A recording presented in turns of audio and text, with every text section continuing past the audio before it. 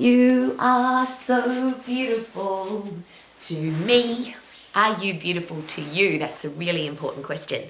When you see yourself in the mirror, when you see yourself in a photo, when you see yourself on video, do you love what you see?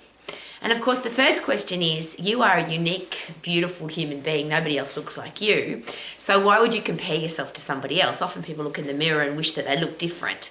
Or they see themselves in a photo and say, oh, that's not a very good photo. Or they see themselves on video and go, oh, please don't post that because I look terrible. But we are who we are. And isn't that awesome that we are a unique individual and nobody else looks like us? The next question is, what do you want to look like at your very best? And do you look your very best every time you look in the mirror, when you see yourself in a photo, when you see yourself in a video? And of course, in the era of social media, it's very easy to take 1,000 photos to get one good one, or to touch up, fix up, change the photo to make yourself look good. And there's video programs to do that too. But who are we kidding? We look like who we look like. So could the better question be, what do I need to do to make sure that I love the way I look? Do I have great hair, great skin, great nails, good posture?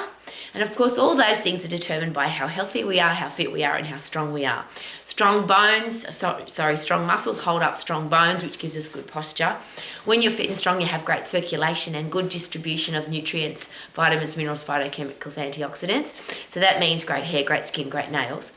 And then if you feel good on the inside because you are healthy, fit and strong, is it possible that shines, glows, is reflected on the outside? And if you feel good about yourself, do you have better self-esteem and self-confidence? So the beautiful you that you want to look like, your unique individual you, could the very best of you be when you are healthy, fit and strong and positive and optimistic, and you want your life to be amazing, so you do all the things that you need to do to make sure that you can live every day amazingly. And I say amazing for a reason, because I believe as humans, each one of us is a unique, individual, amazing person. When you study anatomy and physiology and how the human body works, it amazes me how clever the body is, how intelligent the body is, how we are designed not to just survive, but we're designed to thrive, to be happy and to have a great life. But none of that happens, of course, if we don't look after ourselves. So are you happy, excited, enthusiastic about the person that you are? If not, what do you need to do to put yourself in a position where you love who you are and you respect yourself? If you respect who you are, is it possible that you'll eat healthy food, you'll exercise regularly, you'll be a healthy, fit, strong human being, so that you love who you are on the inside, which means you can look in the mirror, can look at a video, you can look at a photo and love what you look like. Now, the interesting thing about mirrors and photos and videos, they have a major impact on our life. And I'll just give you a couple of examples. Having run health clubs all over the world in many different countries, it's really interesting when you ask somebody, what brought you to the health club today? Why did you come to the gym today? What made you decide it was time to do something? And as a personal exercise coach, that has always been my number one question. Why are you here? What do you want to do? And many, many, many times, the answer has been, I saw myself in a photo, or I saw myself in a video, or I saw my reflection in a window, and I couldn't believe that I'd let myself go. It's enough now. A lot of overweight people have shared with me that the more overweight they become, the smaller their mirrors become. So often, if somebody's very overweight, the only kind of mirror they have in their house is a small face mirror to do their makeup or shave. I'm sharing that with you because that's what people have shared with me. I don't want to look in the mirror because I don't want to see what's happened to my body. Well, could the mirror be the ultimate honesty tool? And if you are constantly checking in with your mirror to make sure that you're happy with what you see in the mirror, it could be an accountability tool to make sure that every time you look in that mirror, you're happy with what you see. Photos are the same, and photos are really interesting because I'm an old lady.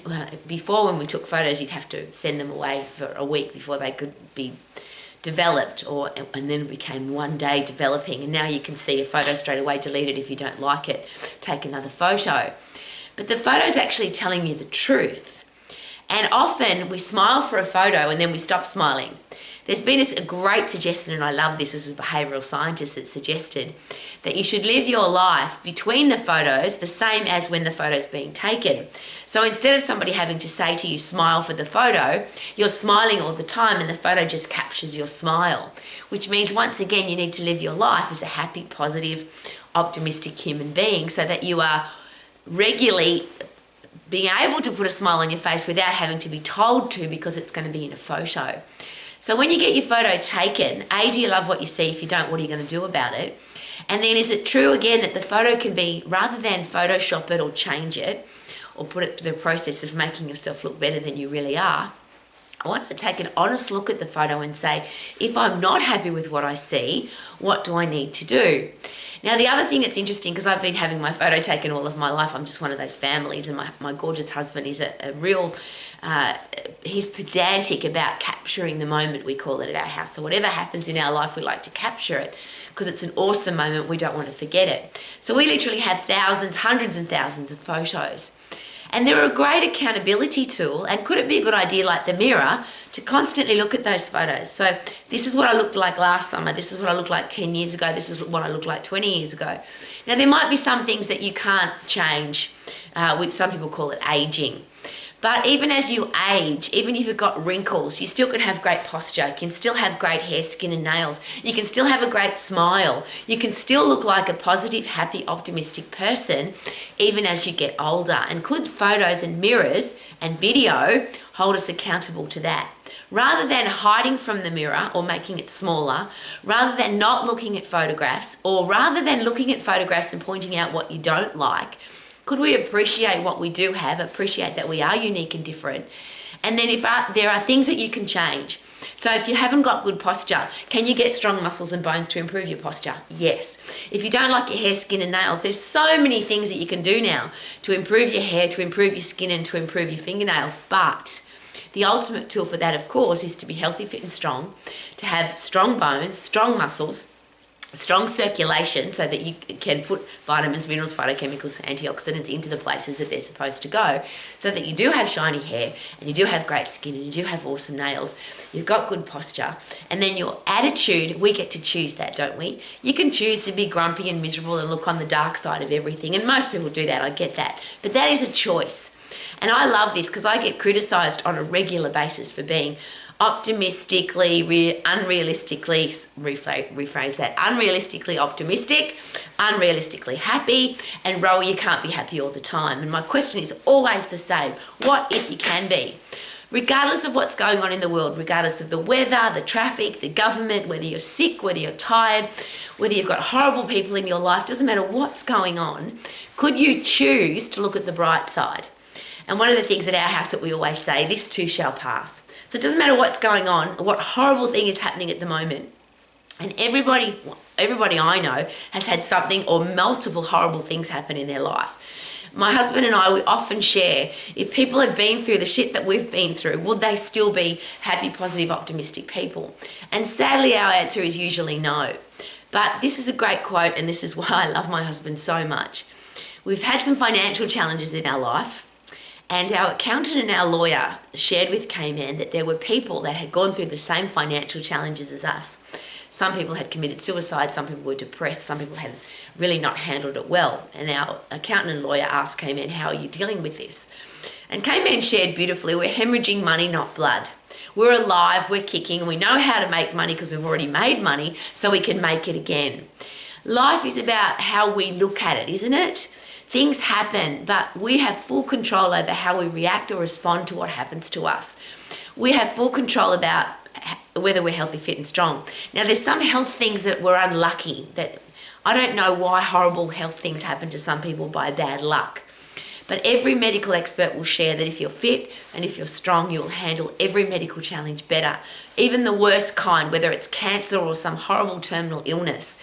If you are fit and strong, you'll handle it better.